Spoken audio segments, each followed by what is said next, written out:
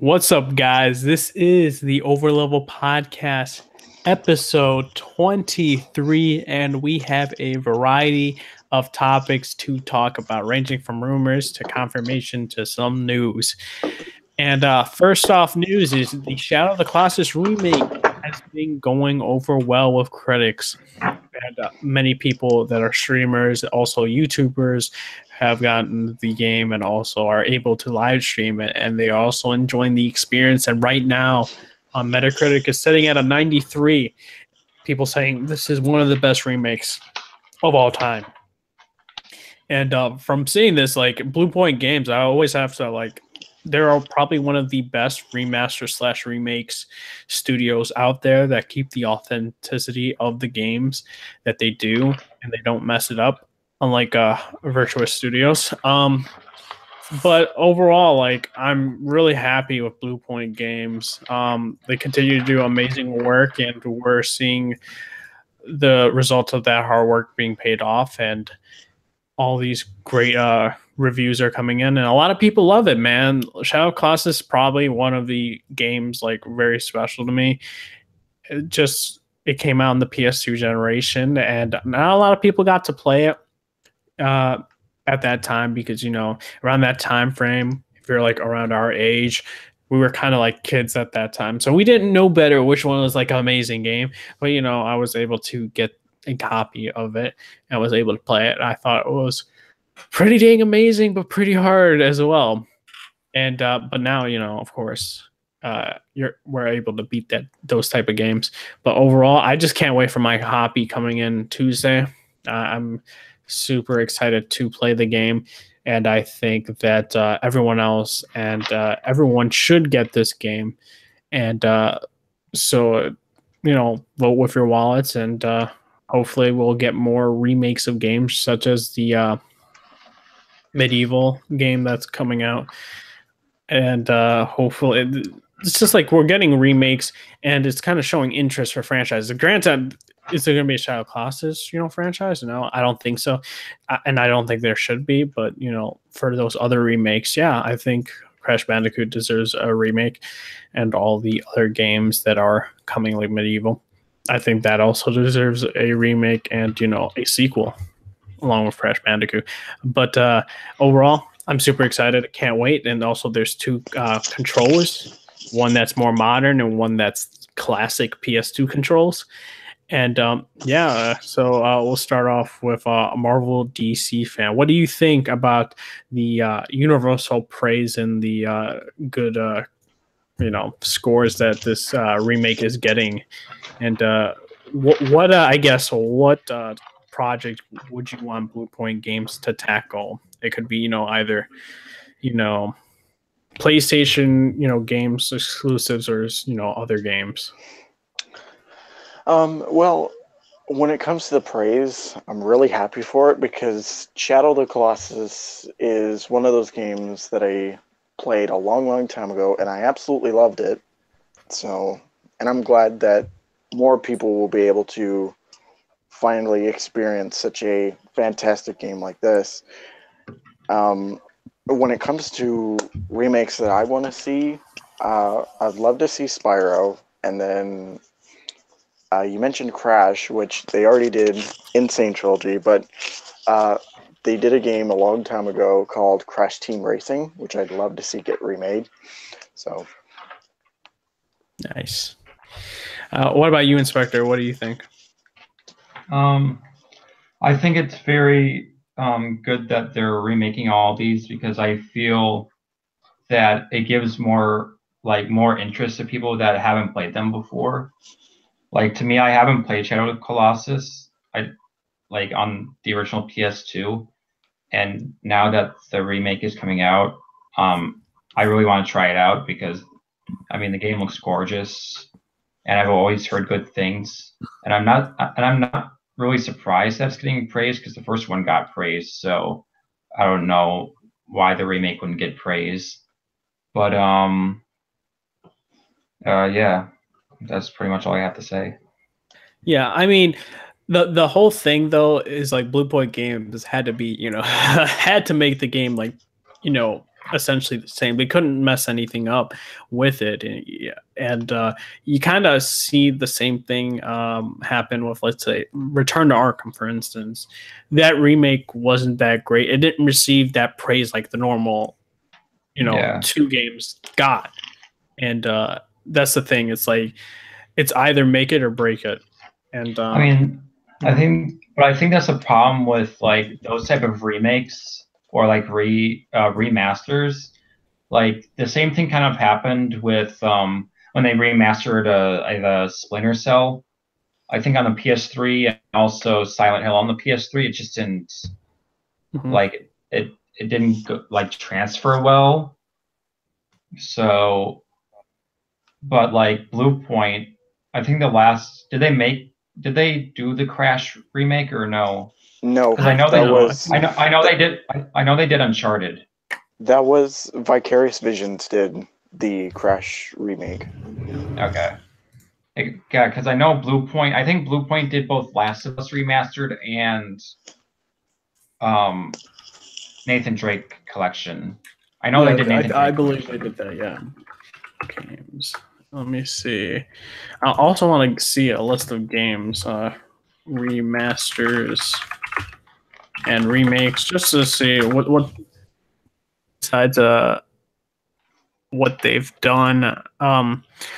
So the games that they've done is like Blast Factor, God of War Collection for the PS3, the Echo and the Shadows of the Colossus Collection, Metal Gear Solid HD Collection, PlayStation All-Stars Battle Royale, Flower, Titanfall for 360, Uncharted the Nathan Drake Collection, Gravity Rush Remastered, and Shadow of the Colossus. So they had a couple of big hitters, and it's just like I think Blue Point is like one of those studios that they have a passion for the games that they work on, or trying to remaster those and remake those games, and it translates well for them. Whereas you see other studios, they kind of fail at it. And I know some people were saying like for Sony to buy Blue Point Games. But it's like, would I like them to? It's like, I don't know. Blue Point Games, like, they're known for their remasters and remakes. And I guess they could do all the old Sony games, but I don't know purchasing them would be a good thing. I think contracting them is pretty good for, doing those games, but I don't think I would have them purchase them. I love Blue Point Games, so I think they do great work, but I don't know if I would. I know some people kept, asking for Sony to buy them. I don't know. Talada, what do you think about the praise, and I guess what game would you want Blue Point Games to remaster or remake? The reviews for Shadow of Colossus, I think, is a really good response. And in terms of what I would like Blue Point to remaster, I would love for them to do a remastered version of what's that game called? It's a story game. Tomb Raider. I would love to see Tomb Raider. The old PlayStation 1 Tomb Raider. I would love for them. Yeah, that would be. I mean, I would love for them to do that. I mean, you've got. I mean, if they did Arkham, I know it's already been done. That's the thing. But obviously, Virtuous Game suck at making that. I'm sorry, but it has to be said about that. But Blue Point, I think, would make a definitely interesting remaster of Tomb Raider, the original trilogy that came out on the PlayStation 1, PlayStation 2 days. How would you guys feel about that if it was that was the case, and if they brought that out? For me, I think that would be pretty interesting for them to do like the PS1, era. That would be pretty cool to do. Because now it's no longer under Xbox, is it? Well, if we're talking about the PS1 era games, like that was under PlayStation, along with, I guess, the PC. Mm-hmm. I would think it's pretty cool if they were to do that. But I don't know. I think that would be very interesting to see that translated to, I guess, PS4 or even the PS5 for that matter. Yeah, PS4, PS5. I think it'd be latest would be a PS5. I think if you were gonna get something like that, because not long ago Sean said that PS5 is gonna be announced soon, that they're working on it. Okay. So that's what I have to say about that. All right, so now we're going to go into the heavily rumors about Xbox, and these are pretty ridiculous rumors, but I guess we're going to tackle them. I know there was I believe there's a Polygon article saying that Xbox is looking to buy EA, Valve, What? the PUBG developers. Yeah, exactly. Right. So I guess we'll first talk quickly about EA and why I think this is probably the most ridiculous out of all of them. EA is pretty valued at the billions. And the thing is that this would have to be more of a hostile takeover of Microsoft buying all the shares. And this would be more exclusives for EA. Yeah. But my thing is though that EA doesn't own the licenses for Madden and NBA and all the other sports games. Those are licenses given out via the professional leagues. Third party, yeah. Well, the professional leagues, like NFL, gives them the license to make NFL games. Now, if it were to happen, let's say, that they buy them, theoretically, Microsoft, I don't think would make those exclusives because they're just, if they were to, then the licenses would just, the professional sports leagues would just give it out to another developer or another publisher to make those games. And Microsoft wouldn't want to lose revenue on that. They would just keep that multi-platform, just like they keep Minecraft multi-platform. Make some bunch of money. It's just also the IPs aren't there. You'll get Anthem, which is a pretty good game, and the Mass Effect series and Dragon Age and Field. And also, same thing with Star Wars Battlefront. Dude, Disney's not going to let them keep that license if it were to. It just, Disney would just give it out to another developer. So, also, it just doesn't make sense. To me, it just doesn't make sense for them to spend billions of dollars just to get EA. It's just, it's absurd. And also, just not logical to do so. I guess we'll go around. Inspector, what do you think about potentially Microsoft buying EA? This a rumor going around. That's such a stupid rumor. No matter what you think about EA and their business practices, it's just such it's such a stupid rumor to think that people actually believe that Microsoft will buy EA, because this is kind of I don't want to compare it to Disney buying Fox, but it's kind of because Disney just bought the assets of Fox. But let's say let's say hypothetically Disney bought Fox, the entire company. Hypothetically, that's basically the same thing with Microsoft buying EA, because if you look at it, the big, let's say 4 or 5 game companies are Sony, Microsoft, Ubisoft, EA, and Bethesda. So, I don't know why people are believing this rumor or why this rumor even came up. It's such a baseless rumor that it's really stupid. Yeah, I think it's all about those clicks from Polygon. They know a guy from Microsoft, trusted source. Trusted source, yeah. All right, Marvel DC fan, what do you think about this rumor about potentially EA being purchased? Honestly, I really got nothing for it. I'm not familiar with this rumor at all. I just heard about it today. It sounds really stupid, so I mean, yeah, I'm just leaving it at that. All right. What about you, Taladia? As an Xbox guy, I think it's a big dumb idea, to be fairly honest. Because they had the rights to EA from the get-go, EA and a few others as well. And if they purchase, I mean, why would the developers of PUBG stick to only Xbox when they can go multi-platformed? And the same can be said for EA and the other developers party involved. Because they know, because I'll be honest with you, developers like those companies will think it's the money and they'll be like, yeah, we can do it on PlayStation, we can do it on Switch, we can do it on, so on and so forth.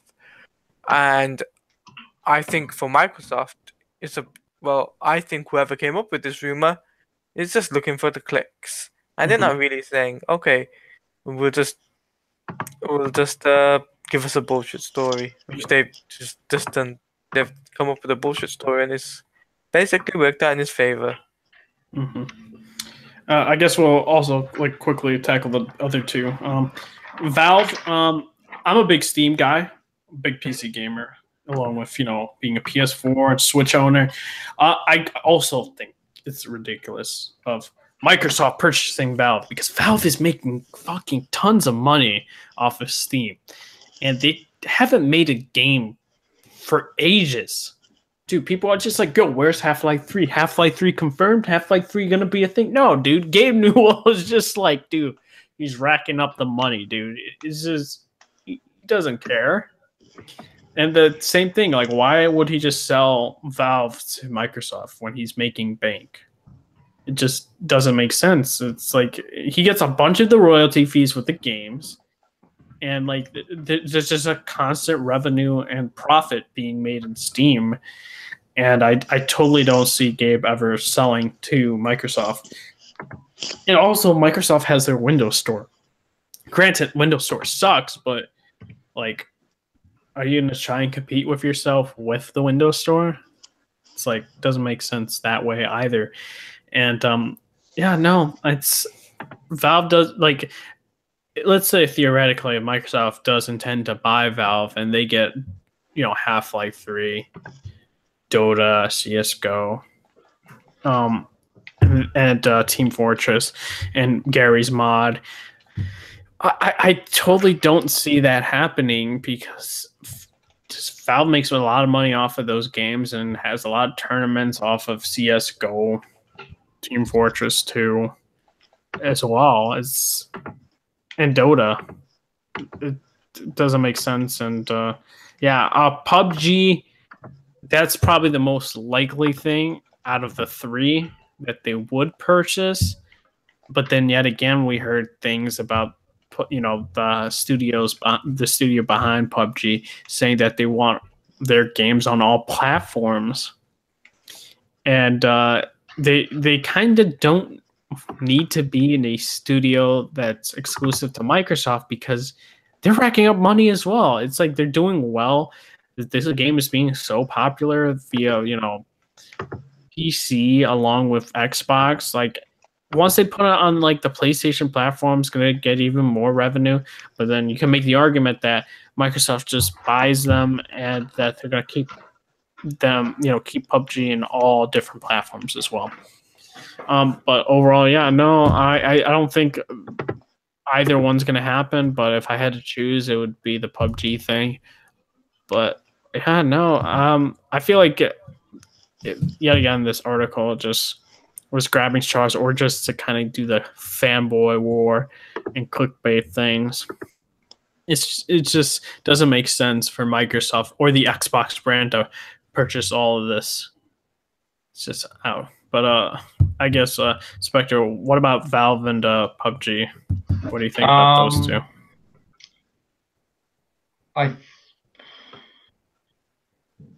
It's hard to say because they're both like very popular companies, and I think out of both of them, maybe PUBG would make a little bit more sense,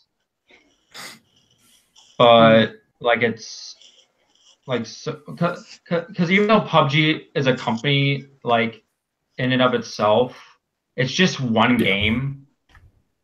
So it's kind of like, well, I can't really say it because Fortnite is made by Epic Games, but Yeah. it's kind of like it's basically the same type of game, but like if they buy it up and it becomes exclusive, like it's already kind of an exclusive to Xbox, but it's on Windows 10, so it's not really an exclusive. That's the problem with Microsoft is that like they don't really have exclusives because all their exclusives also go on Windows 10. So like, but with Valve, like Steam is such a juggernaut, especially like whenever there's a sale, because like everyone, like whenever there's a Steam sale, everyone's like, oh my God, there's a Steam sale, and just fills up their library with games they won't play. So, but and Steam also, makes like, all that money, though. Yeah, Steam makes all that money. Like when people buy like 50 games from a Steam sale, they make all that money.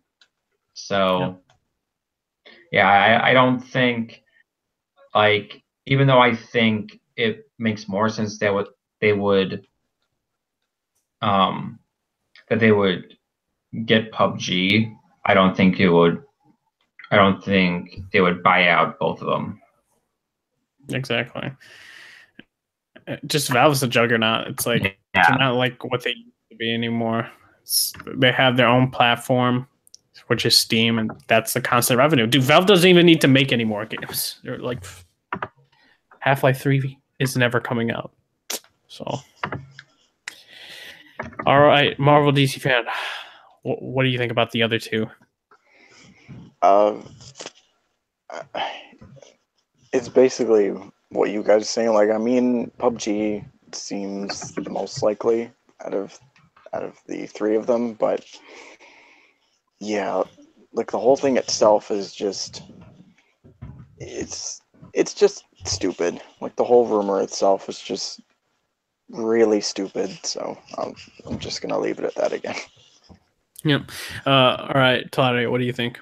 I agree with Inspector 100%, and what we said before. What I said before is I'm sticking to that. Nice. All right. So some Nintendo news, and guys, it has been achieved.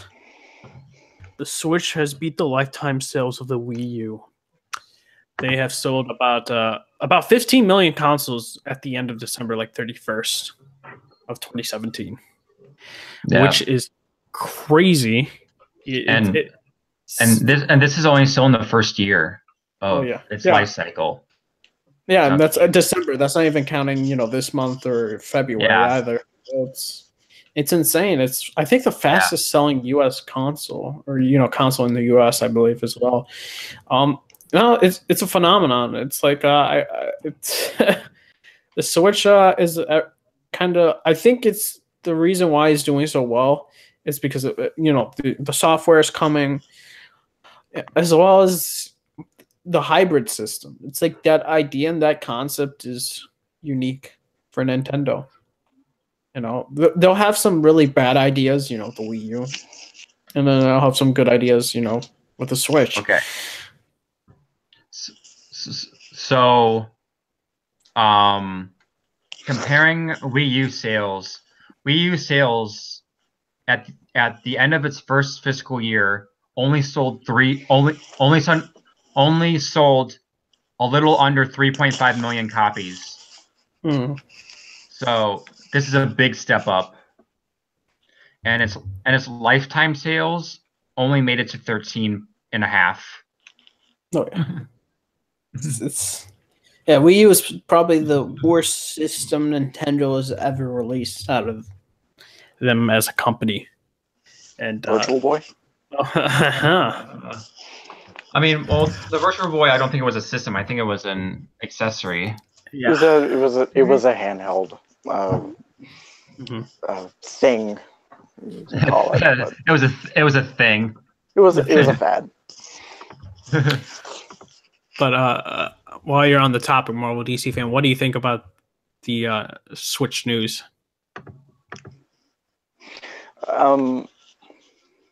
I mean, it's really good for the Switch that they passed it in its first year, nonetheless. And I mean, because okay, I own a Wii U myself, and I mean it's really sad for the Wii U because I mean it was a dumb gimmick that it had, but it had some really good games on it. So I mean, it's good for the Switch, but yeah.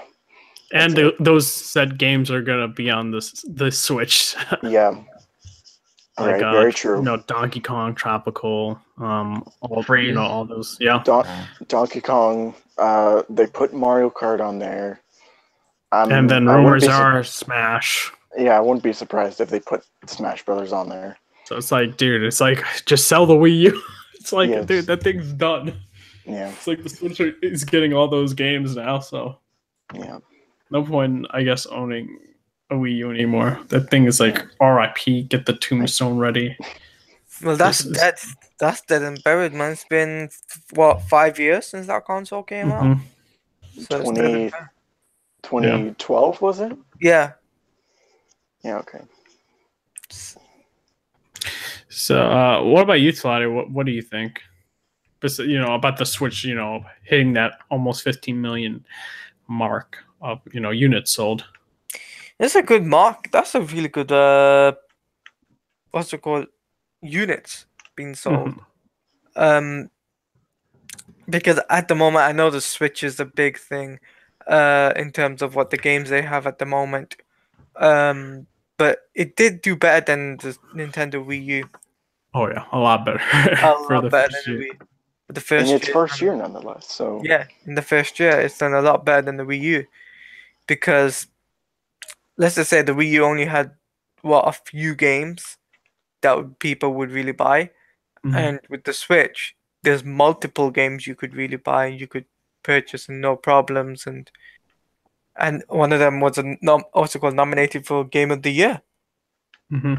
So you could look at it like that.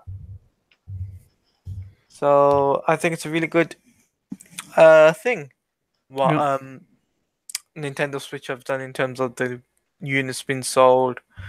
Maybe the second year they could double that, maybe 30. Yep. Or triple that.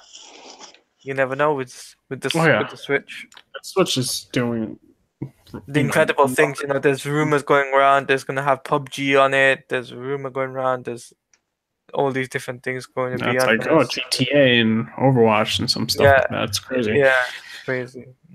All right, so next tidbit of news: PSN was down, and it wasn't the whole thing. It was some areas. I forgot what particular day it was. I know it was during the FIFA tournament that was that day. I didn't experience it. I know other people that have. So, you know, people are going to be like, yo, you're going to damage control for them. No, I'm actually not going to damage control for them.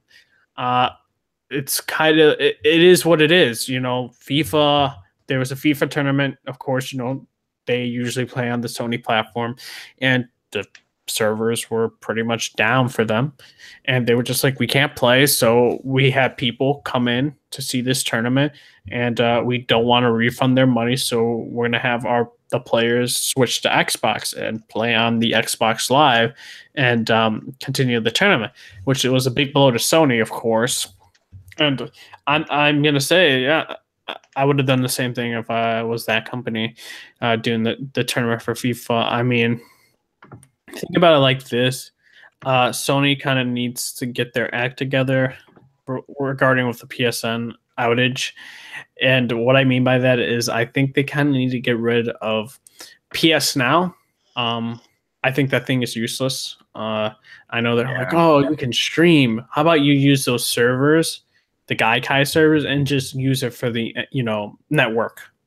I think that would be for, you know, for better use, and you would have, you know, a lot better servers for your online infrastructure. I just think that's kind of, it's kind of Sony's like low point, so to speak. It's a network. Now, was it reliable, you know, for a couple of, you know, earlier and stable for a while, sure. But once it's hits this point, you gotta call them out for it. And I think they need to get rid of PS Now, because they're not even talking about the numbers for PS Now. They're not talking about the subscribers that subscribe to it, and now it's limited to not many devices. It used to be on like Samsung TVs and Samsung devices, and now it's just PlayStation 3, PlayStation 4, PC. And it's like, hey, why would you play a game that's PS Now, that's a PS4 game, and stream it to your PS4, and it's going to lag and look worse? It just doesn't make sense. And I really think they need to cut the service. It's a loss. Just use the servers as a network infrastructure. I know they spend a lot of money on Gaikai servers, and I think that it should be put to better use in the infrastructure of PS Now. What do you think, Inspector? Yeah, I agree with you. Like with PS Now, I think it was just, I get they wanted like a quasi backwards compatibility type service, but it just didn't work because like it's just the way it was set up, because it was kind of like Blockbuster where you like rent a game, then you have to pay, like you have to pay for it the more you play it, and it's like, why would you do that? And plus, as you said, like they weren't optimized for the system, so like what's the use of playing them if they're gonna look worse because they're not optimized for it and run worse? So I think they should just cut PlayStation, PS Now. And I think they should also cut PlayStation View. Isn't that the other streaming service that they do? I don't think that's used via Gaikai. That's just their TV service, I guess. Yeah. But the thing is, with TV, I don't think a lot of people watch TV on their consoles. Like, I don't get why they have television services on their consoles. It's the same thing with music. Like, I don't know what, like, if people even listen to, like, Spotify on the PlayStation. Like, I don't know why they have Spotify on the PlayStation. Yeah, I think they should just cut PS Now and have those servers open. Like, for the infrastructure. For the infrastructure. But like, that being said, like I'm not damage controlling for them either, but like I haven't touched my PS4 in like 6 months. So I didn't. And was it out for like a lot of like everyone, or was it just out for so it was out for a majority of people. It's like an infrastructure is so weird. I don't know how to like really explain it fully well. Whereas like part of that infrastructure is down, so some people are able to play online, but not a lot. Okay. So people with the FIFA tournament, they weren't able to. Okay. So which kind of made Sony look bad, really. Yeah. You didn't want that to happen that day. Yeah, makes sense. So that's what we're saying. It's like, just use those Gaikai servers as, the network servers. And I feel like this will never be a problem again. Marvel DC fan, what do you think? I think it should be cut. Because, I mean, I like the idea of, like, backwards compatibility on anything, but the problem with PlayStation Now is that, like, first off, you need a good internet connection, and, like, you gotta pay for, like, more hours to play it, and it's just this whole mess, and that kind of thing, so I really don't think it needs to be there. And I mean, like Inspector said, like PlayStation View and all these other, TV services, and like they just don't need to be there, because I know nobody that plays Spotify on their PS4. And I think the only things that I use would be, YouTube and Netflix. So you can keep those, but I mean, most of everything else is just a waste of space, in my opinion. So. Mm-hmm.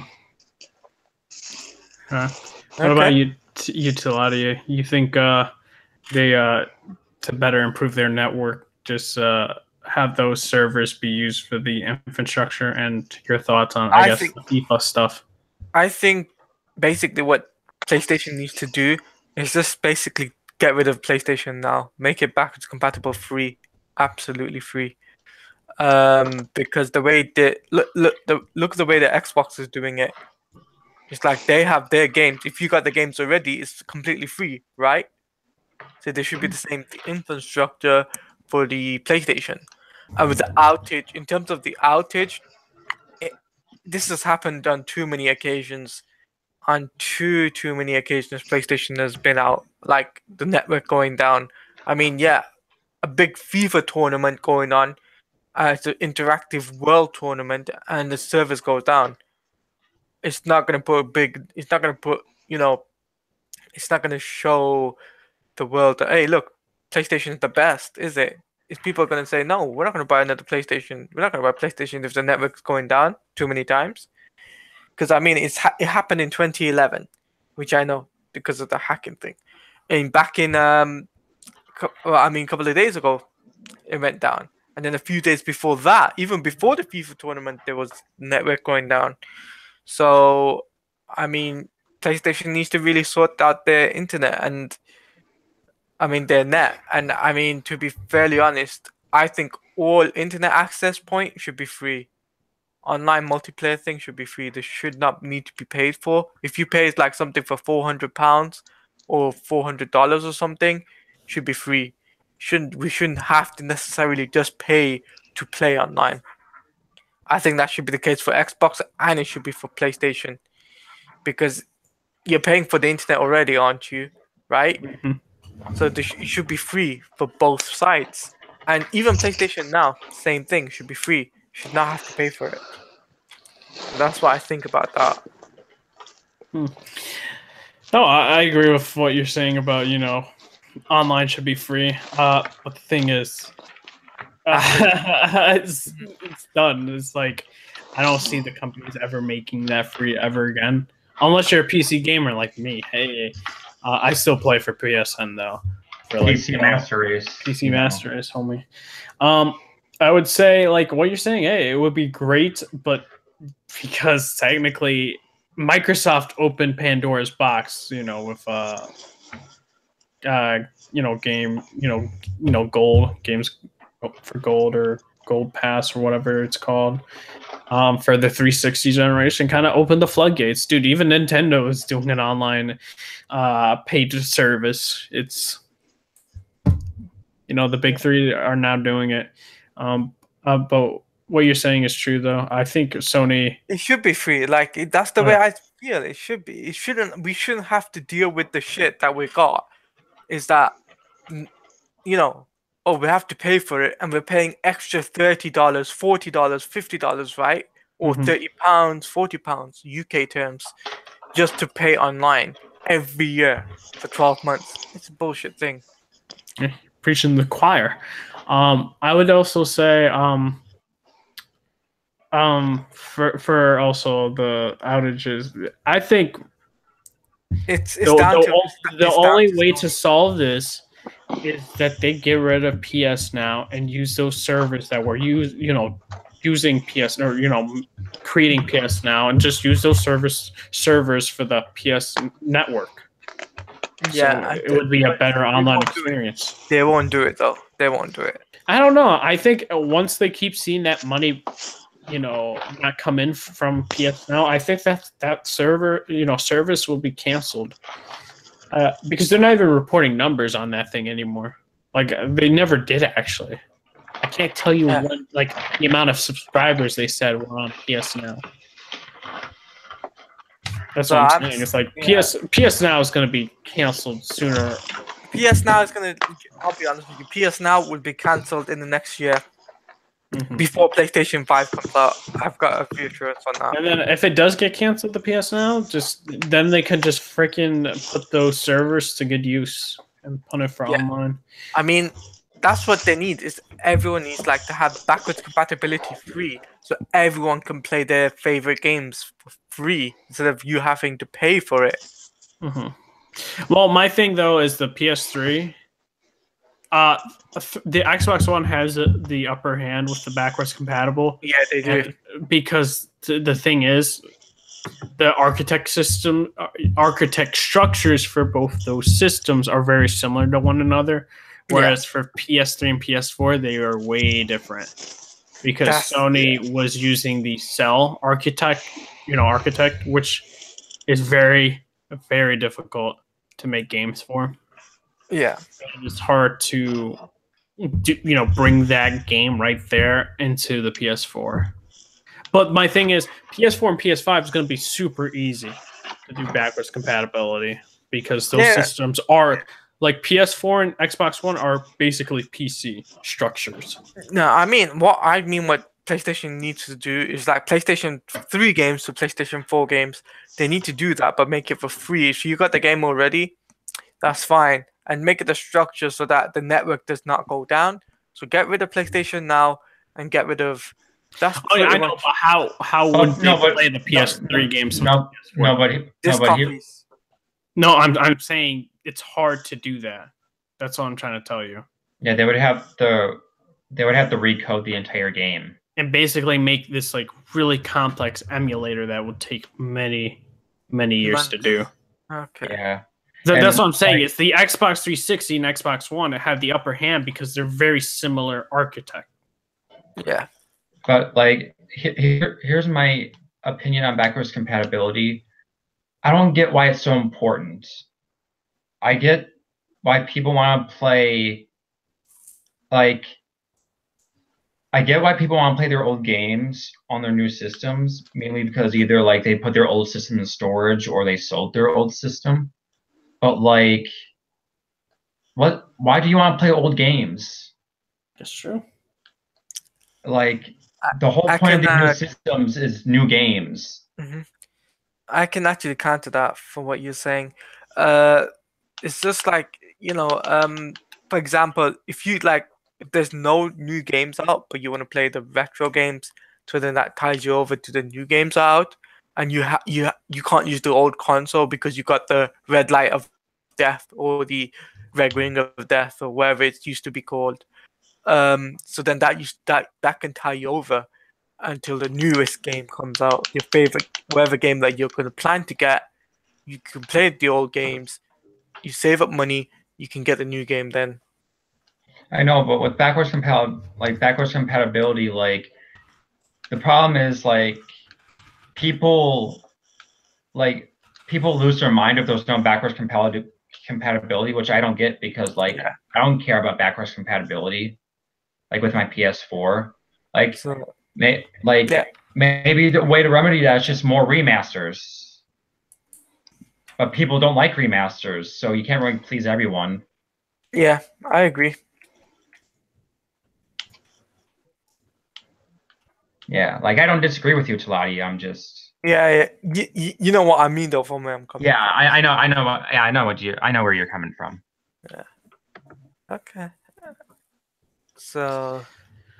Okay, so I guess we're gonna go into the other topic, and this is based off of people on the Xbox camp saying God of War has been downgraded, and I'm just like, really? Because I saw those. I ain't one of them, so you can't sue me. Yeah.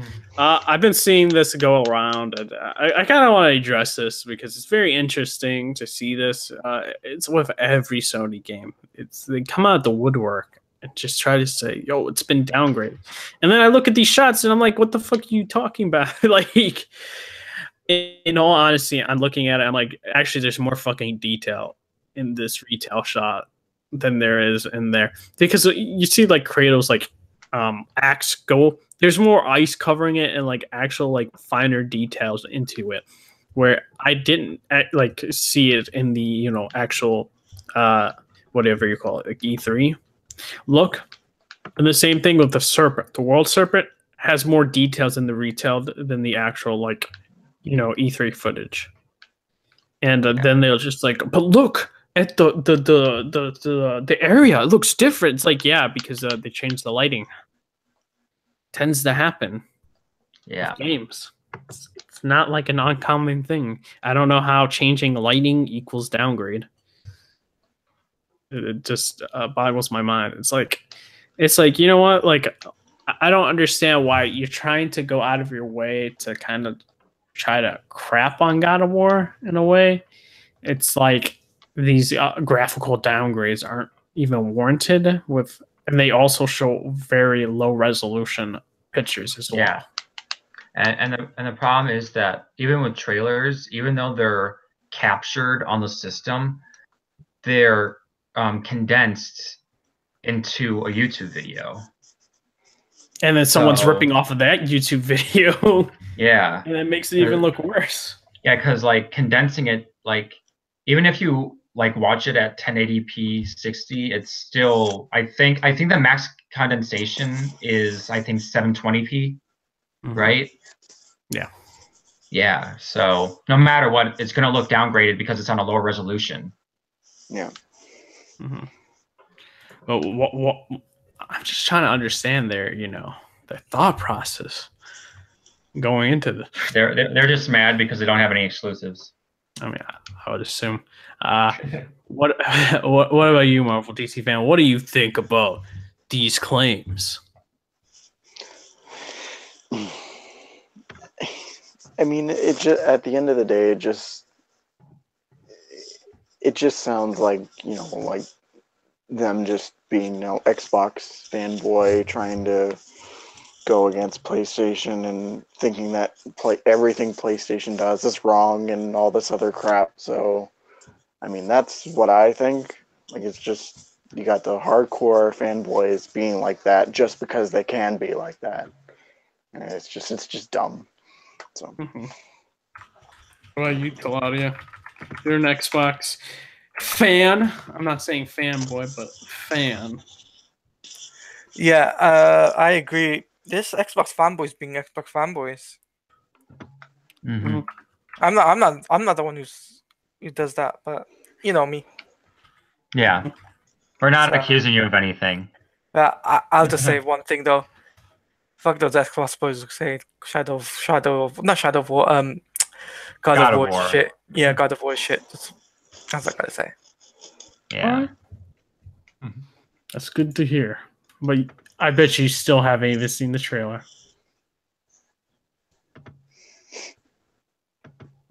Mm-hmm. Yeah. Yeah. So I want to quickly say, what I guess. No. Okay, no. I'll say it now. Do you think? What game do you think has the most potential to be Gamer of the Year this year?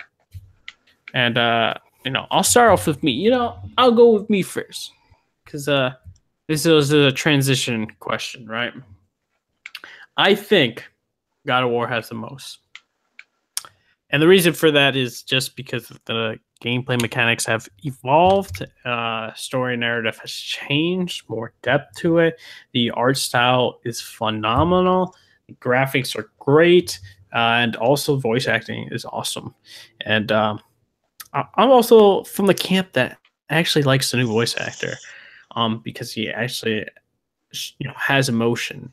He doesn't have one emotion. He has multiple emotions, and not just an angry man about to kill everybody every single time. Zeus! Yeah, like all that. Even like his calm voice is still angry. Like in the original trilogy, it's like, geez, man. Even when you're like sad, you sound angry. But you do not know my pain. Oh God. Don't turn into Kratos, Charles. TC Carson. Sorry, but I'm getting like too angry right now. Oh my. He's gonna. You better get the Blades of Chaos. Blades of Chaos. Oh man. Or Exile, dude. There's a bunch of names for those. Better But pull it out of overall, the closet. yeah, exactly. But overall, God of War just looks phenomenal, and I don't know, because I got the game of the year, and not the game, the collector's edition. I'm very confident in this game, and overall, I think it will. I think it'll beat the likes of Red Dead Redemption 2. I'll still be getting Red Dead Redemption 2. I'll enjoy it. It's just I think God of War has that potential to be the game for this year. So Inspector, what would your game? What game do you think has the most potential to be game of the year? It's hard. Like, I don't want to, like, it's hard because, like, we don't really know a lot of games that are coming out this year. But I would probably say God of War. And if Death Stranding was coming out this year, I would say Death Stranding. But it's not coming out this year. That shit ain't coming out this year. I know. Yeah, I would say God of War. Maybe Detroit, because Quantic Dream is a very popular studio. Yeah, I would say probably between God of War and probably Detroit. Mm-hmm. All right. What about you, Marvel DC fan? For me, I would have to say, yeah, if not Detroit, then probably God of War. Yeah, I'm in that camp as well. And I mean, I'm really excited for the game. And I think I'd agree with you, Red Hood, about his voice. Like, I like the new guy that they got for it. There is emotion, and it's not just Death of Olympus and all this other stuff that, Kratos and, spouts out in the trilogy. So, I mean, yeah, I'm going to say God of War also. Nice. What about you, Taladia? It's too early to call for me. Really too early to call because there is still a lot of games to come. So, yeah. All right. Just saying God of War. 420. Okay. Yeah. Blaze it. Now, we're going to the... Blaze it, Zeus! Imagine people actually do 420 and play that game. That'd be too much, man. Just Kratos with a blunt in his mouth. That's hilarious. But we're going to the movie side now. There's only a couple of movie topics, and we have a man that goes back against his word. There was an interview. The person that plays, of course, Quicksilver and X-Men Dark Phoenix. He was having a podcast interview with somebody. I don't know the specific details, but they were talking about the score, the soundtrack, and he's like, yeah, Hans Zimmer's working on it. And he's like, oh, shit, I wasn't really supposed to say that. I don't think I was. And I was like, oh, boy. Ruffle some feathers now. People's feathers are being ruffled right now. Because we previously know that Hans Zimmer says he just doesn't want to work on superhero, films. He wants to work on other projects. Or I guess now we can think it's just DC projects, maybe. I don't know. It's now like I'm puzzled as to now him just saying like he's not working on superhero projects. Now hearing from an actor that he's working on the X-Men Dark Phoenix score. It got me puzzled, and it's like, it's gonna be a good score. Now it's like, it depends. Like, do you like Hans Zimmer music? And I like it, but I can admit the flaws with it. That's just me. I'm not a fanboy of Hans Zimmer. I'm not like, oh, Hans Zimmer is so good. I'm just going to talk about Hans Zimmer. Oh, my boy, Hans Zimmer. In the movie theater. Oh, you hear that? That's Hans Zimmer. It's like, what are you talking about? I'm watching the movie. Because him and Chris Nolan are perfect in what they do. Hans Zimmer. No, it's interesting that he's working on X-Men Dark Phoenix. Does that make me more hyped for X-Men Dark Phoenix? no. It's like that it's going to be a good score, but it's like I still have. I'm not in that camp that's going to think X-Men Dark Phoenix is going to be a bad movie. I know you got the Marvel fanboys like this movie's going to suck. It's going to suck dick. I can't wait until the X-Men are back to the MCU. It's going to be glorious. I'm just going to, have my mouth watery until then. And then let's make some negative review scores without seeing the movie. That'll also work. But let me go on IMDb and put my rating right now. 0 out of 10. Worst X-Men since X-Men Apocalypse.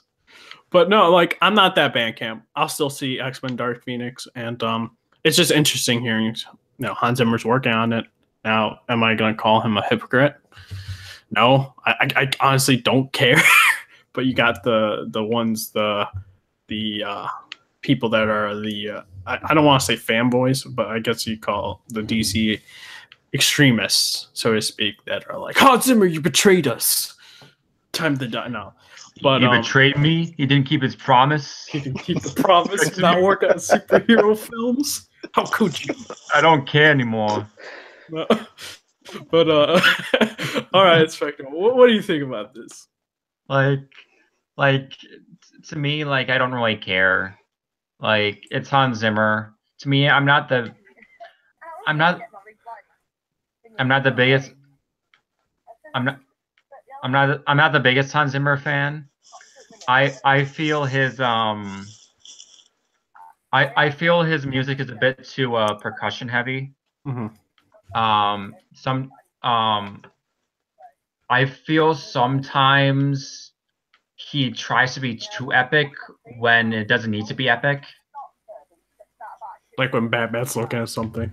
Yeah, it's like boom, boom, boom, boom, boom, boom. It's like okay, like to me, I like my composers. I like Danny Elfman, even though currently like he hasn't really done as well like as he did before. Yeah, but then we started finding out though, like he had like a very like strict deadline that was not even really feasible. Yeah. So I don't blame Danny Elfman. I kind of just blame the entire crew, I guess, or like like the executives, the WB execs. Yeah. Screw you, Zack Snyder. Hold on, guys. Hold on. Let me tell you, right? It's WB at the end of the day, right? Mm-hmm. We all know that, right? Yeah. Well, we're kind of switching the subject because we're supposed to be talking about Dark Phoenix. Yeah, so like to me, I don't think this is gonna make the movie better. Maybe it will. I'm not really looking forward to Dark Phoenix. It's probably my least anticipated movie next to probably Ant-Man and the Wasp. So, yeah. Oh shit! Getting those Marvels fanboys gonna go at you, man. Sorry, Marvel. But before they were just like, yeah, hate on Dark Phoenix. It's like, oh, Ant-Man, oh shit. Yeah, crucified. Sorry, Marvel. Yeah, sorry, Marvel fanboys. I guess I'm a DC shill now. Don't at me. Whatever. Yeah. So. Yeah. That's all I have to say. Like, it doesn't increase my hype. It doesn't decrease it. I'm still kind of like, don't care. Mm-hmm. Got you. What about you, Marvel DC fan? What do you think about the news? I mean, like, I like Hans Zimmer's music. I like a couple of his scores, but like his stuff, it doesn't thrill me that much. So if it makes the movie any better, then I won't really care. So, I mean, it could, but I mean, honestly, who knows? And also, I'm going to say this. I'm on the same camp with Red Hood, where like I'm not hating on the movie. I'm not sure what I'm expecting for it. I hope it's good, but I mean, if it's bad, it's bad. I can't change that. So I can't change people's opinions about it. So yeah, and that's it for me. Dude, you gotta get those Marvel people. They're gonna Okay. come at your house and destroy you. You know, for a minute, when Inspector was talking, I thought he was going to mention me. He was like, sorry. He was like, you know what? I won't at you at all. All Okay. right, Claudia. So what's the question? I got totally blanked out. About like basically Hans Zimmer working on the X-Men Dark Phoenix. What are your thoughts? I thought he gave up. My honest opinion, I thought he said, I'll give up on superhero movies, but looks like he's not. And to be perfectly honest, I hope he does a really good score. There you go. There you go. And that's all I have to say. You're not one of those people like you switch sides. But now we're going to talk quickly, I guess, about the Ant-Man and Wasp trailer. Now, I watched it, yeah. I thought it was all right. I wasn't like, yeah, I want to see this movie so bad. It's like, okay. I guess I'll see it when I'll see it. I'm not probably going to watch it in IMAX like usual, like those usual movies. Like, it's like, I don't know if it was like the way it was formed. It's just, I don't know. The trailer just didn't grab me. And it's like, yeah, it's in the low rankings for me wanting to go like this movie's gonna be great. It's like it's gonna to me feel like an okay / meh experience, or maybe even worse. I don't know, but hey, man. Some people consider me a Marvel fanboy. Some people consider me a DC fanboy. But you know what? I will call a bad movie when I see one. Okay. Ant-Man Wasp, not very interesting so far. Like, I don't know. Even the promo pictures and stuff, like seeing those stuff, it's like, huh. Dude, did you see the stupid like controversy about Wasp's costume? I didn't even hear about the controversy. Yeah. It's not really a controversy. It's not really a controversy. It's just stupid people, just like, oh, her armor, like the gold lining, it looks like a penis. Oh boy, here we go. Oh Jesus! Gotta find everything, man. Analyze not that me, shit. it's people on Twitter. I know. I'm saying he's like, you gotta analyze the shit out of those costumes. I didn't even notice that shit. So I didn't saw that a it few either. days ago. Now maybe it's gonna I might look that image up of them like showing it to me, Just and then tracing it, and then I'm just gonna be like, oh wow, now I can't like unsee it if I watch the movie. But no, it's like I think the movie, not the movie, music was pretty generic. Like it was like a heist music that's generic, or spy thriller movie generic music being played in the trailer. I mean, I guess the visual effects were all right. It's like it was cool. Like, oh, that one scene with the building becoming like, like luggage essentially. I thought that was all right. I don't know. Nothing with Lawrence Fishburne. Lawrence. It's like, okay. I thought we would see a lot of him, or at least maybe like a couple lines of dialogue with him, but no. And of course, like you kind of expected, like there's going to be the theme of partnership and stuff like that. But I don't know. It's kind of weird also having it after the heels of Infinity War as well, and this takes place before Infinity War. So yeah, but what you don't get, Red Hood, is that it's already the best Marvel movie ever. It's already the best Marvel movie ever, even though I haven't seen it yet.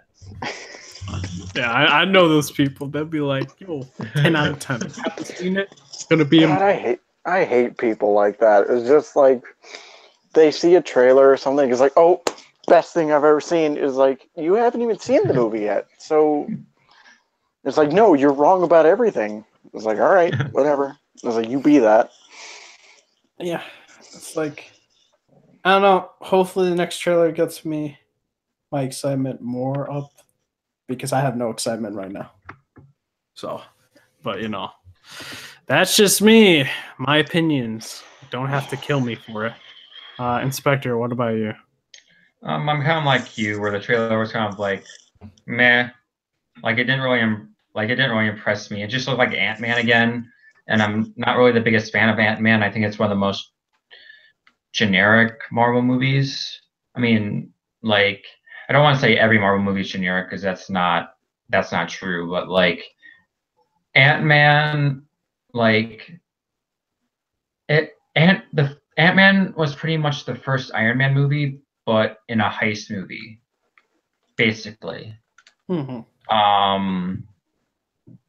I thought it kind of looked really cheap. And well, the first Ant-Man, the Ant-Man and Wasp looks okay. I think if they use like the shrinking, going big gimmick too much, I think it will get old fast. But I feel that's going to be like one of those things that they market like too much, kind of like Baby Groot, where it's like you market him so much, but he's not really in the movie that much. So I don't know. The jokes didn't really land for me. Like most Marvel jokes don't really land for me nowadays. But yeah, just meh across the board for me. Mm-hmm.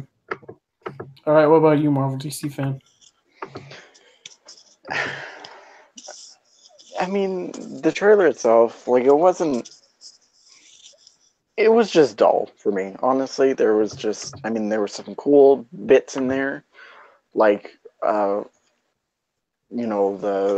like, Wasp running on the knife, or the building carrying suitcase kind of thing, and the giant Pez dispenser. But, like, I mean, those bits were, like, they got a laugh out of me, but, like, besides that, I mean, it was just a very generic trailer, and, like, I didn't like the music at all. It's just, yeah, I mean, it didn't really make me excited for the movie. I'm still looking forward to it, but there's nothing that will make me go, I was like, hey, can't wait for that movie to come out to see. It was just, yeah, overall, just a dull trailer.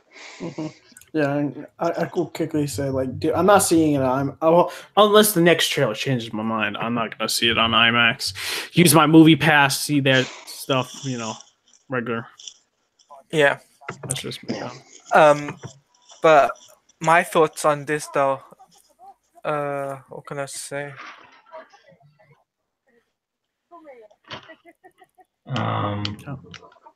What can you say? What can you say? Ant-Man versus the Wasp. It was a good trailer. Okay. Yeah, it was a trailer. It was a trailer. That was it. Yeah. Yeah, it was a good. Yeah, it was a good trailer. Ant-Man versus the Wasp. Yeah. All right. Okay. Wait, did you say Ant-Man versus the Wasp? Ant-Man and the Wasp. Call him out. Oh shit. Sorry, I said Ant-Man and the Wasp. Sorry, I should say Ant-Man and the Wasp. Sorry, my bad. I'm just half awake. Sorry, guys. I'm just nearly 4 o'clock in the morning. So about to go in. RBGC fans starting fights here. Soon I have to have my breakfast. So. All right, so now we're going to talk about this other Marvel movie called Black Panther. And it is doing some numbers, man. Doing some pre-sale numbers, which I'm very surprised. Well, am I surprised? Like, yes and no at the same time. Like I kind of knew it was going to be big. But I didn't know it was going to be as big. You get what I'm saying? And I want to really quickly kind of go over, I guess, the pre-sale stuff for the numbers. And really go into it. Give me a quick second so I can quickly find that.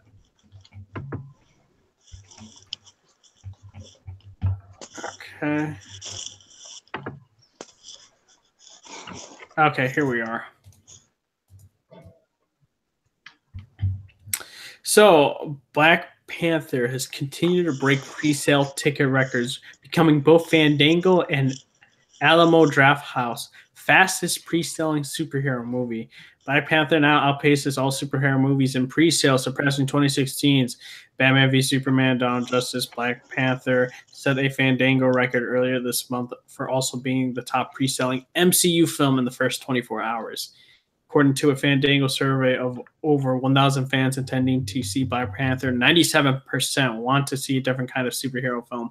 95% are excited about the movie's positive messages, and 93% can't wait to see Chadwick Boseman in action as the titular superhero after his performance in Captain America. The Hollywood Reporter, meanwhile, revealed the upcoming SCU movie has sold the most advanced ticket at Alamo Drafthouse Theaters after 18 days on sale, surpassing Guardians of the Galaxy Volume 2, Wonder Woman, and Justice League. Guardians 2 only sold 72% as many tickets as Black Panther. During the same time frame, Wonder Woman is the second closest, having only sold 59% as many tickets, and Justice League is right behind with 58% as many tickets sold as Black Panther. Black Panther opens theaters on February 16th. The film is on track for 100 million plus opening weekend, and that's some impressive numbers to say the least. Being Marvel's like top pre-selling MCU film in the first 24 hours, like beating the likes of Civil War. And that's very interesting. I think it's for a multitude of reasons why people want to see this. It's like a different superhero, movie. Not to the point of like, let's say like Logan or Deadpool, but it's in that realm of having those different themes and being introduced in a movie, and also being like the first, I believe I was gonna say the first like African American like led superhero, but that would go towards Blade. But I guess you say this was like the most mainstream one, right? I think the movie's gonna be good. I haven't watched TV spots, but I think this movie is gonna do very well for MCU fans, and it's gonna be a different type of MCU movie. And I love the trailers that they put out for the movie, and I can't wait to see it. And yes, I've also pre-ordered my ticket for like IMAX for Black Panther. Unlike Ant-Man and Wasp, I probably won't do that for them. But no, it's a good. It shows signs, and Wonder Woman being behind it's also a good thing. But Inspector, what do you think? I'm happy for Black Panther. I feel the problem with pre-sale tickets is that people inflate their importance too much. Mm-hmm. Like usually when people buy pre-sale tickets, they buy them for preview night. They don't buy them for like Friday or Saturday or Sunday. Yeah. So it inflates the preview night numbers. And I think Wonder Woman's preview night was around 15 million. Mm-hmm.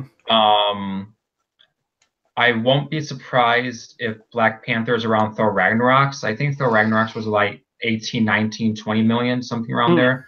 I won't be surprised if it gets near there. I don't think it's going to reach Civil War or Batman v Superman. Mm-hmm. In terms of preview night numbers. Because those preview nights were insane. They were like near $30 million. I don't think it's going to make that much on preview night. But in terms of opening weekend, I definitely see it probably reaching 130.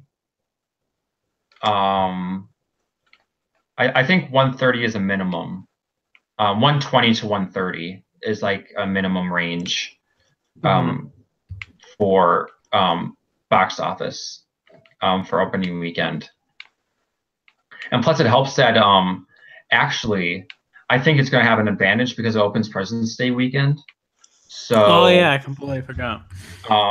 So it's going to have an extra day.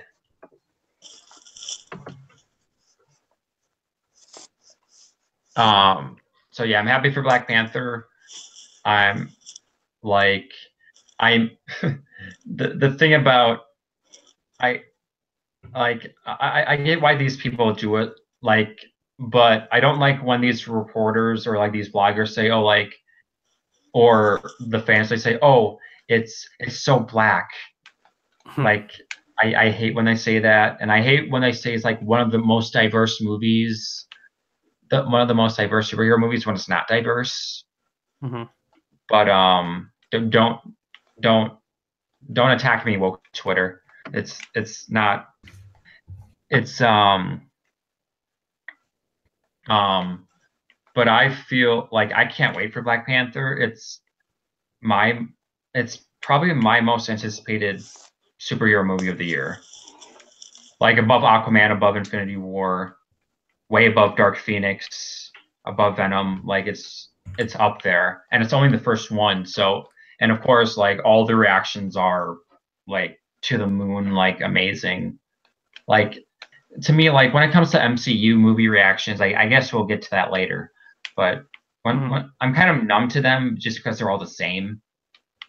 Whenever an MCU movie comes out, like all of them are saying, "Oh, it's the best one so far." But they said that about Thor Ragnarok, and they also said that about Spider-Man: Homecoming. And they also said that about Civil War. And I'm like, there's only like the problem is that the honeymoon phase for a Marvel movie is so short, just because a new one comes out every 2 months. So that's why they're so high on it. I agree with them. Yeah, so I can't, like, all the trailers have got me hyped for Black Panther. I'm not watching any of the clips. I'm not watching any of the TV spots. I just want to go in as fresh as I can. Yeah, I got you. Same, dude. Do not watch TV spots, and I don't know why you subject yourself to watching TV spots if you're into that. So, but Marvel DC fan, what do you think? Well, I mean, I'm really happy for Black Panther that it managed to get to this milestone, I'd say. But I mean, I think I said it earlier, but I was like, the people saying it was like, oh, the best MCU film and stuff. I was like, I just don't like people like that. I mean, when it comes from reporters of like, oh yeah, this is the greatest, and like, it's like wait till the movie comes out and stuff like that. So, I mean, yeah, I mean, I haven't watched. Okay, I watched a couple TV spots, but like, I'm mostly keeping myself in the dark. But I'm really excited for Black Panther. So. Yep. What about you, Talati? My thoughts on Black Panther, that it did well as a premiere. Maybe the first box office, it could match up to Wonder Woman. And I'm in the same boat as Inspector's seen the TV spots. I'm not really going to watch all of that. I'll watch the first trailer and the second trailer, but that's it. I never watched the final trailer. All right. So we're going to quickly go over the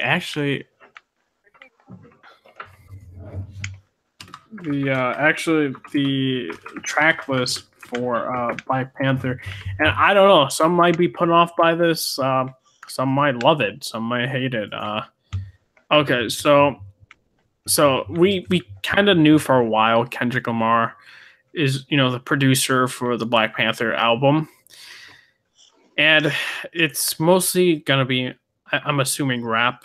And, you have Black Panther, Kendrick Lamar. All the stars, Kendrick Lamar, SZA, X, Schoolboy Q, 2 Chainz, Saudi, The Ways, Khalid, Sway Lee, Oops, Vince Staples, I Am, Georgie, Paramedic, Soap X RBE, Bloody Waters, Absol, Anderson, James Blake. Actually, James Blake is, I believe, a singer. He's actually a pretty good artist. And then King's Dead, J-Rock, Kendrick Lamar, Redemption, Interlude, Redemption, Seasons, Big Shot. This is a very, it says inspired by the film Black Panther, but it's really more like, I guess, rap for Black Panther. And I know some people will be split on it. I want to hear it in the movie, and hopefully it doesn't go like what the fuck. Like, I don't know why this is in the movie. Now, it can go two ways. It's like a 50-50. It could go really well with the movie in terms of, sound and the scene occurring, or it's not. The safe bet, I guess you could say, is just, the more tribal music and all that. So I guess you could say they're taking a risk with the soundtrack. But, me, I'm cautiously optimistic, or I'm 50-50, I guess. Not cautiously. I'm 50-50. It could go either way. And that could also make or break a film as well. And I you could still enjoy it, but then the soundtrack can kind of detract your experience, so to speak. Like, you can have soundtracks that are background noise, which won't do much for you, but if they're prevalent, like, let's say, these type of songs, then it could detract your experience. But I guess, Inspector, what do you think, or your thoughts? Yeah. I know you kind of talked about it a bit with the trailers before. Yeah, like, to me, I'm kind of indifferent. I don't like how Marvel is going more towards the soundtrack, way, instead of doing film scores, because it seems like they're scoring the movies with the soundtrack, and that works with Guardians because it's based around like 70s music. But like Thor Ragnarok, I felt the songs were forced. Like, they used the same song twice. Yeah, you're talking about the beginning and towards the end? Yeah, they used a Led Zeppelin "Immigrant Song" twice. Once in the beginning and once at the end. Yeah. They used that song for the trailers as well. So yeah, 3 times. And in my opinion, I'm not a big rap guy, so like, it doesn't really interest me that much. And I kind of don't like how, I don't know if this is racist or race appropriation, or that they're putting this rap album on a movie that has a majority of a black cast. Mm-hmm. I don't know if, like, in a black director. Mm-hmm. Like, I'm not trying to like push any buttons, but I don't know if that's more racist or if that's just racial profiling. But yeah. Other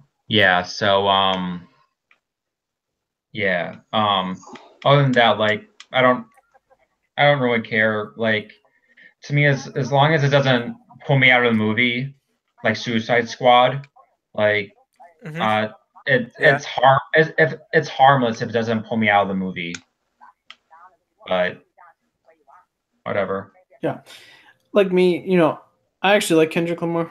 I'm not to the so I guess let me phrase this correctly. I'm a guy that appreciates good rap and not the bad rap. Like, when it comes to rap, like, I don't pay attention to like modern rap because most of it is just terrible. Like, there's some gems in there, but like, to me, when I think of rap, I think of like Tupac, I think of Run DMC, I think of like those BC Boys. Yeah. Even Eminem, even though Eminem has been terrible this past decade. Yeah. But yeah. I'm in the. Do you mind if I go my opinion first? Sure. Sure. I'm in the same boat as you. The way you feel about this stuff.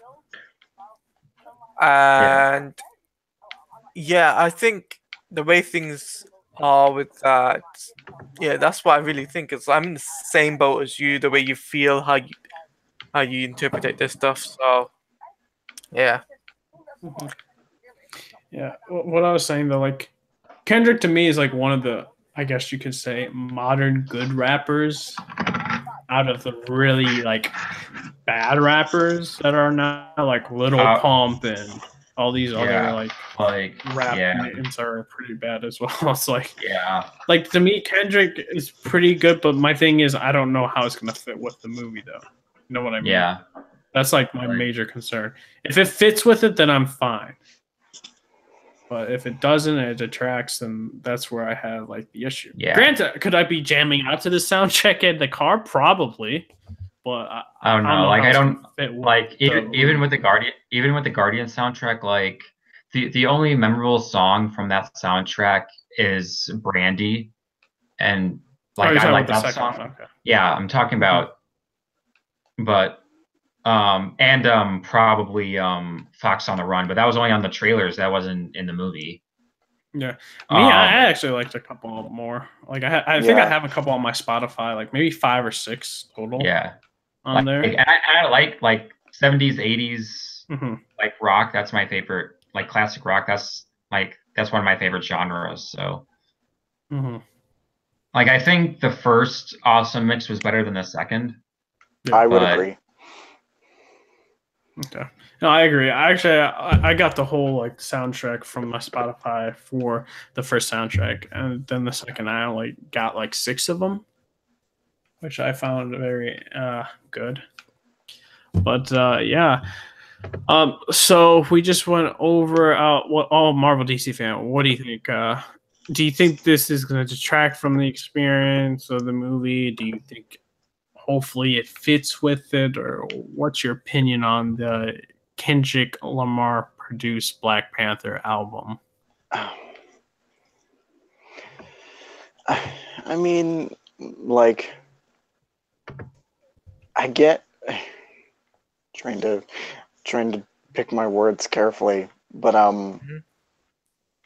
as long as it doesn't like pull me out of the movie, I think it might be fine. But I mean, for me, because I mean, I don't really listen to rap. I've listened to my share of a little bit of rap from time to time, but I mean, I get why they would have soundtrack like that, to tend to that, try to appeal to that demographic. But I mean, it's hard to phrase, but yeah, I mean, as long as it doesn't take me in the movie, it should be fine.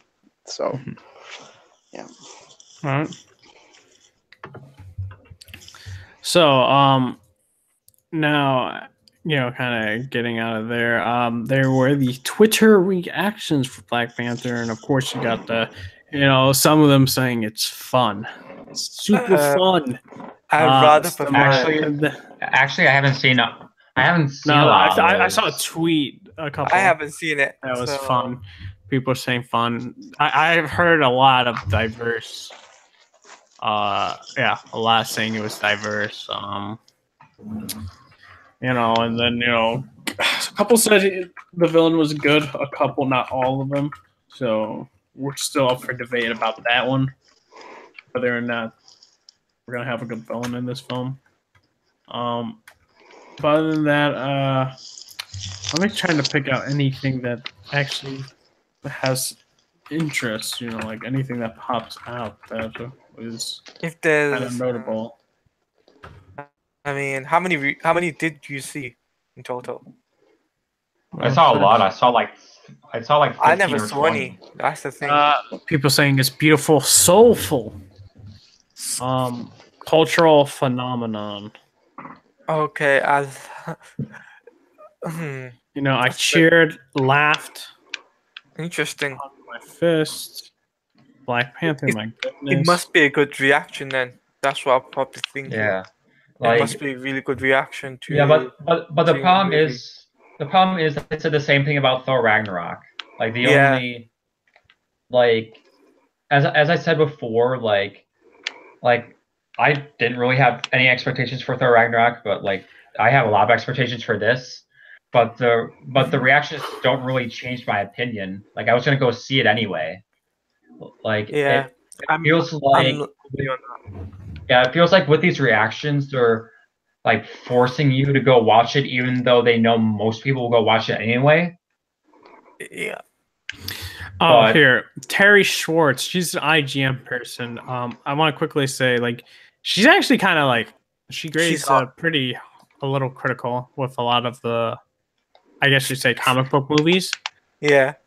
So this was very interesting what she said. She's like, saw hashtag Black Panther tonight at long last and was so impressed by the characters and world building that Ryan Coogler brought to the MCU. This movie asks the right questions and challenges the right themes while creating one of the most impactful villains to date with Killmonger. Chadwick Boseman brings an entirely new dimension to T'Challa and grounds the entire story with necessary weight. With the new characters who shine. Don't know how to pronounce any of these people. Yeah, me neither. I don't know how to pronounce their names. It's like I don't want to like they're all hard to pronounce names. I can't pronounce them. Yeah, but Terry is like hella harsh at times, both DC and Marvel. But it was very interesting hearing. So, okay, my hype is a little getting up there, I guess, with Killmonger. With him being an impactful villain, when IGN basically kind of calls out when villains are pretty bad and impactful, they'll try because it seems like whenever there's a bad villain, like they will never talk about it. Usually the critics are like, yeah, but the villain is not the focus, so let's just brush that under the rug. Because the villains aren't the focus is on the heroes. Like I kind of get that, but other than that, like you're ignoring a valid criticism just because you want to praise the movie more. So, like, to me, when it comes to Marvel villains, I actually quite like Ironmonger. Even though like he knows that Tony Stark built that in the cave. Oh yeah. With a bunch of scraps. Yeah. I also enjoy Red Skull. I like Alexander. You did? I didn't like Red Skull for some reason. I enjoyed him. I think people give him a little bit too much praise. I think he was fine. I liked Alexander Pierce a bit more from Winter Soldier. I think he was a really good villain.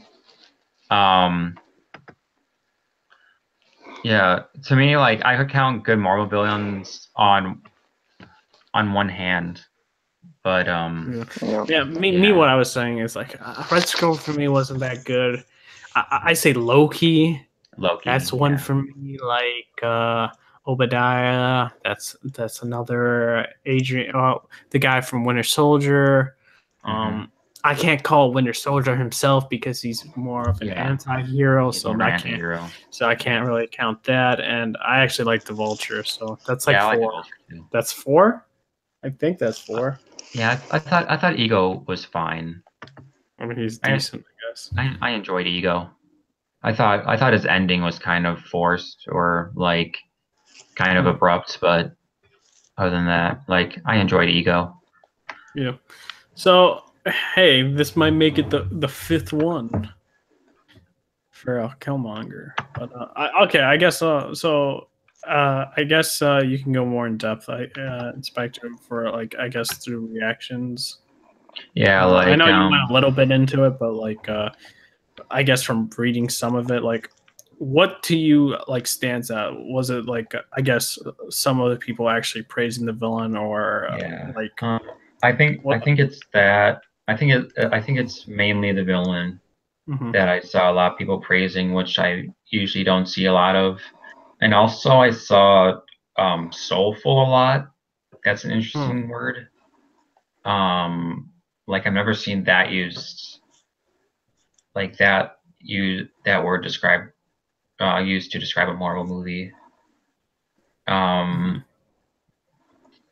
Yeah, other than that, it's pretty par for the course in terms of Marvel movie reactions. As I said, they just said, "Oh, it's amazing, great action, great characters." Like, it's just par for the course when it comes to all these reactions. And of course, like, the problem is with all these reactions is that they say their most positive thoughts into reactions, but when you go see the reviews are a bit harsher because they can critique more stuff. So they're kind of, I don't want to say it's false advertising, but it's kind of misleading people because they they put a reaction out and it's like a 10 out of 10 reaction, and then they put the review and it's like an 8 out of 10. Mm-hmm. So there's like a kind of a disconnect there in terms of reactions to reviews, but it doesn't really matter since an 8 out of 10 is still a fresh score on Rotten Tomatoes. So yeah. Oh, all right, Marvel DC fan. What do you think about these reactions? You know, even to like the villain that people are talking about. For me, like it's like a kind of wait. For me, I want to see for myself and then probably read through them again to see if, you know, anything lines up. But I think with most, like, especially in the last couple of years with Marvel movies, like they tend to overhype it a little bit too much. Like Thor Ragnarok, for instance. Like, I enjoyed it. I don't think it was probably like one of the better films of 2017 out of my top 5. But yeah, honestly, like I just want to see the movie for myself and then kind of give my opinion on it rather than just read some guy or somebody who's saying, you know, oh, you know, greatest movie, you know, so impactful and so, you know, this and that is like, okay, yeah, sure, but I mean, that's not how that's going to mold my opinions or anything. So, yeah, that's all I got to say for it. I got you. What about you, Talani? What do you think? Like I said this morning, it's not this morning, like I said earlier, it's just a reaction to get people to go into the movie. And I think that it's not necessity for people to do that. They should just let people decide for themselves. All right. You know what I mean? Yeah, I got you. We got one last topic relating to comics, which we'll quickly talk about Doomsday Clock. And Yes. what I thought, well, what everyone has thought on I don't know, Marvel DC fan has, you know. Nah, he's read it. Oh, he's read it? All right. Have you read Marvel DC fan, have you read Doomsday Clock 3? Yes. Okay, good. He confirmed it with me. So, you know, yet again, I want to always keep telling people don't like people like even like with movies like Blade Runner, these types of comics or like even movies, those are like slow burns. They're like building up to what eventually will happen. And what keeps it interesting is like the dialogue, the character interactions, the artwork, and what everything's leading up to. And that's what I really like about Doomsday Clock. Not everything has to be action. Not everything has to be about fights. And that's what I really enjoy about Doomsday Clock. All the issues, in fact, artwork is on fire, dude. It's like you compare all these artworks to other comics, and they can't really touch the art in this book. Like even like the other DC artists and their other respective comics can't really touch the artwork in Doomsday Clock. Like I think this dude's pretty good. I would say he's one of my favorite artists now. From seeing his works with Doomsday Clock. Yeah, Gary Frank is he's great. He's a frequent collaborator of Jeff Johns, and Jeff Johns said like when they were hyping up Doomsday Clock before it came out, it's like no one else could draw it except for him, and I agree. Like if anyone else was drawing it, it would just look weird. Mm-hmm. I think he's perfect. Like, and he's channeling he's channeling Dave Gibbons, who was the original artist for Watchmen. You can tell, like, usually his artwork is very kind of like line heavy, but like what he's doing is that he's channeling the artwork from Watchmen, like the art style of Watchmen.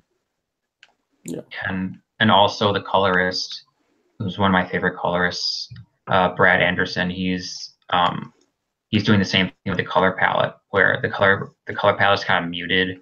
It's kind of like monochromatic.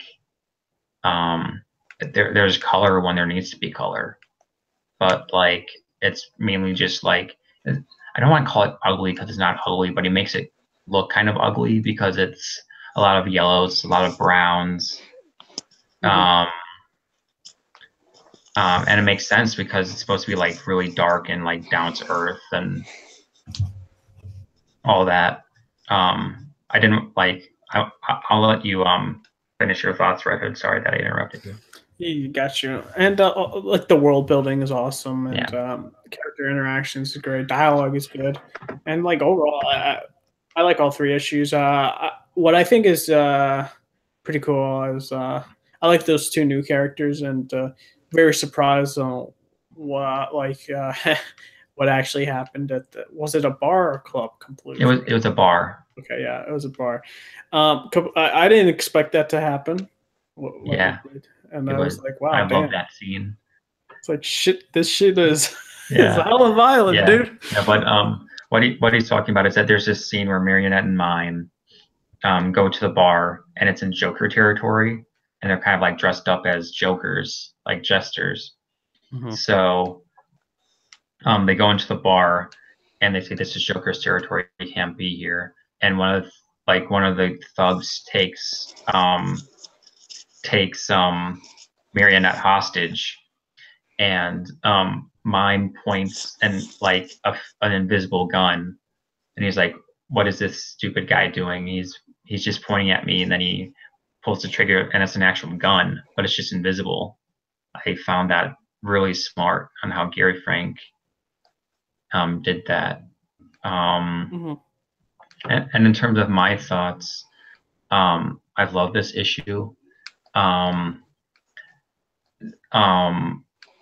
get why some people are still kind of iffy on it, just because it kind of changes the whole story of Watchmen. Because at the beginning of the issue, Comedian is plucked from death and put into Gotham Harbor, and brought into the DC universe.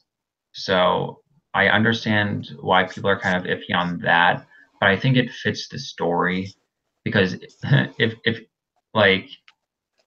if you see how it's laid out and the parallels between the original Watchmen and like the scenes here, is that they're completely parallel. Because like if you saw the beginning, which was in Watchmen, where Ozymandias throws Comedian out the window, that same action happens, but it's just flipped around, where Comedian throws Ozymandias out a window.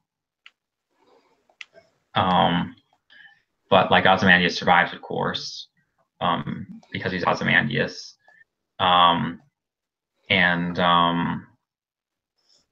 As you said, Marionette and Mime continue just to be awesome characters. I love Marionette and Mime. I also really like the new Rorschach, and the twist. Like he goes to Batman and it's like, okay, here's the original Rorschach's journal. Here's Koufax's journal, and and he's like, okay, I know where this guy is, and he leads him to Arkham Asylum. It's like, and then he locks him in Arkham Asylum. It's like, you belong here. You're crazy. I love that.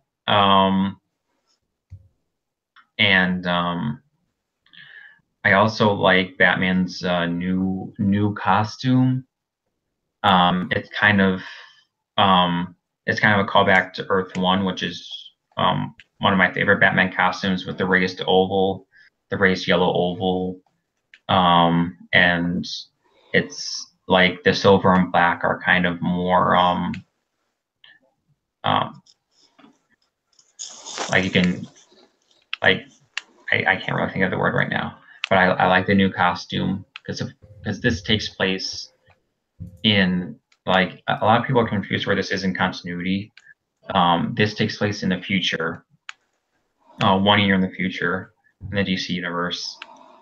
And I think it's confusing because because where it takes place in terms of like how they set it up is that in the Watchmen world, which is the real world, it's 1992, but like the problem with DC is that they have a sliding time scale, so they don't really tell you which year it is.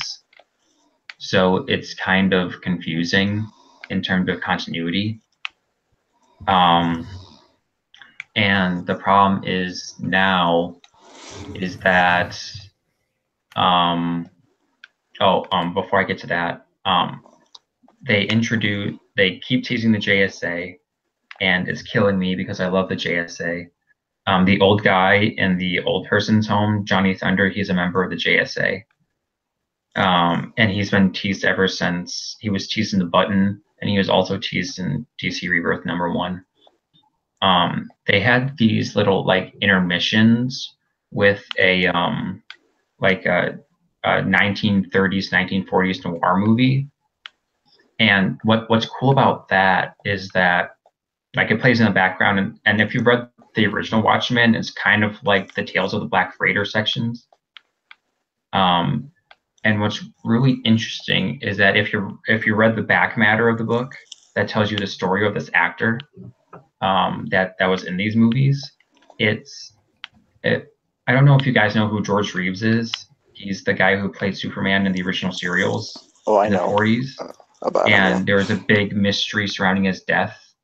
And what Jeff Johns is doing is that he's kind of referencing that and making that like a really interesting like as subplot of the story. And it's really interesting, especially if you read the back matter, because it tells you the entire story about like how he kept his he was very like soft spoken, and he kept his professional life separated from his personal life, and how that ruined his relationships, and how that eventually led to his death, and like the suspects in his murder, or if it was a suicide, and like it's really interesting. And I'm really liking this new Rorschach. We still don't know his name, but I think he is still the son of he's either the kid at the newsstand from Watchmen, or he's the son of Rorschach's psychiatrist. He's either, because we didn't get a name, we just got like a face reveal. Like it was a face reveal, but we didn't get a name. We know his name is Reggie, but we don't know his last name. And I don't think we got a name for the kid at the newsstand in the original Watchmen. But I think that kid's name, the newsstand kid, I think his name was Bernard, if I remember right. But I don't know. I haven't read Watchmen in I don't know, like 6 or 7 months. Yeah, I mean, I don't I don't really remember. So yeah, really interesting. Can't wait until issue 4, which was delayed a month, so it's not going to come out until April. And what sucks more is that now Jeff Johns announced on Twitter, or not really announced on Twitter, but I think it was an article published, I think by Bleeding Cooler Newsrama, saying that, and it was confirmed by Jeff Johns later and Gary Frank later, that the book is now going bi-monthly. So instead of coming out every month, it's coming out every other month.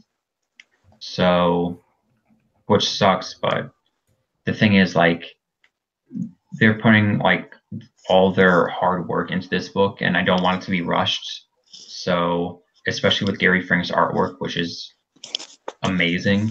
So I don't want him to rush any pages. I want the quality to stay consistent. And if you have to go bi-monthly, I'm totally fine with that. But what stinks is that means it's not going to end until July of next year. So we're going to have to wait longer for it to end. And I know people are like, that means there's going to be a year more, like there's going to be filler for the next year. It's like, no, that's not how that works. Because the thing is, not a lot of books tie into Doomsday Clock or like reference events that are happening in Doomsday Clock. The only one right now that is referencing that is Detective Comics, because like the population of Gotham is turning against Batman, but that's like the only thing. And that's not because I want them to reveal his identities, because they're turning against Batman and how they didn't tell him that he had his team patrolling Gotham and all that stuff. So that's the only book that's kind of like being affected by Doomsday Clock. Other than that, like, and then there's the No Justice thing by Scott Snyder coming out in May after Metal. So yeah, that's all I got to say about Doomsday Clock. Great issue. Looking forward to what comes next. Same. What about you, Marvel DC fan? What do you think? I absolutely loved issue 3. I'm really enjoying the series, and for me, it just keeps getting better and better. My expectations I mean, at first I was a little worried about Doomsday Clock and, how that was going to turn out. But, after the first issue and then after that, it just got better and better, and my expectations were just getting higher and higher. And it's a shame that it's going bi-monthly now, but, if they're putting their heart and soul into each issue, I mean, that's, more than enough for me to go out and, pick up these comics. So. All right. Yeah. What about you, Claudia? Well, I think about what's it called? Doomsday Clock. Mm-hmm. It's great. First 3 issues, I loved it. Nice. I just can't wait for the next thing. I wish there was more DC stuff. There's a bit too much of Watchmen. I just wish they balanced it out a little bit more in 4, 5, and 6. Mm-hmm. That's what I think. So I guess a quick question. So remember the first couple panels, right? Yeah. For the first page. So I was super confused because it's been a while since I read any Watchmen comics, a long time. Do we know if Comedian had his body on the ground when he was thrown out, or no? His body was never found. Okay. The button. The body was never found, but the button is the thing is that thing. his murder was the inciting incident that started the book. So that's why people are kind of confused or like not accepting like how he got plucked from death. Because like I guess we're supposed to assume that his body was found because they buried something, like they were at a funeral. So they never in the original explicitly Watchmen, they never explicitly said it, but I guess people, I guess it was implied that they buried him because I don't know. It's really weird. It's the thing about Watchmen is that a lot of things in Watchmen are kind of left ambiguous. Yeah. So, I mean, though, it's like you can say implied, but you'll never really know, though. Yeah. It's still ambiguous. So, I mean, okay, to me, it still makes sense. It's believable, so to speak. It's just then like what he's been doing for like the past, I guess, I don't know how many years he would have been in the DC universe, right? I guess 10. Well, he took away. Well, no, he took away 10 years. But like, I don't know how long he's been in the universe. Probably like a year or so. Two or three years. So I don't know if we'll ever get flashbacks of what he's been doing, I guess, in the DC universe. I don't know if they'll ever like really say. I would like to know. I don't know. Like, they don't really need to, though. Yeah. that would be kind of cool insight. But I guess like what? How do you think? I guess the Joker's reaction between like the minds are going to be. It's very interesting. Like I'm wondering how that's going to go. Like I can't really predict because the series has been so unpredictable so far. Mm-hmm. But it all depends because like Jeff Johns said that he's going to go more into depth about the 3 Jokers in Doomsday Clock. Oh, so and it also depends on what Joker it is that they're reacting to. Like I think the New 52 Joker, because they went to that bar, I think was in the carnival from Killing Joke. Like they went to the carnival from Killing Joke, and that bar was in the carnival. Mm-hmm. So maybe it's Killing Joke Joker. And if it's Killing Joke Joker, he will have a totally different reaction from New 52 Joker. Mm-hmm. So I don't know. It's really interesting. I can't really predict anything. Yep. And I guess I want to quickly tell the viewers, quick tidbit, because we're not really going to talk about this one.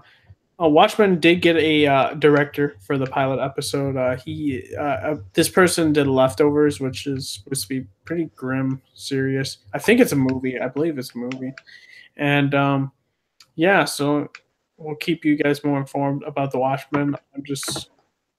I have faith in HBO with their properties, and I think they'll do a pretty good job.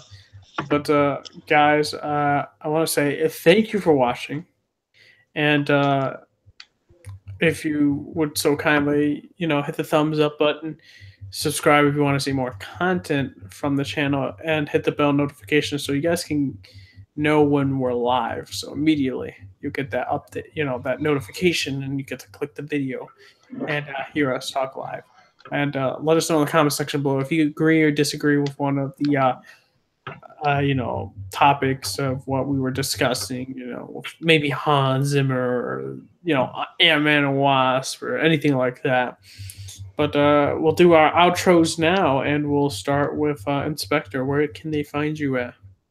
They can find me on Twitter at the Inspector, where I just rant about stuff and post random music clips, and go buy the Detective Comics annual because it was really good. All right. That's what I have to say. Okay. Marvel DC fan, where can they find you at? Well, of course, you can find me on my YouTube channel, Marvel DC Fan X99, and you can also follow me on Twitter, which is at Marvel DC Fan X99. We're doing Injustice still, so that's coming along. I've been on a semi-break because I finished exams last week, and I've just been kind of relaxing a little bit. So hopefully tomorrow uploads will start to come back. So I won't leave you guys hanging for long.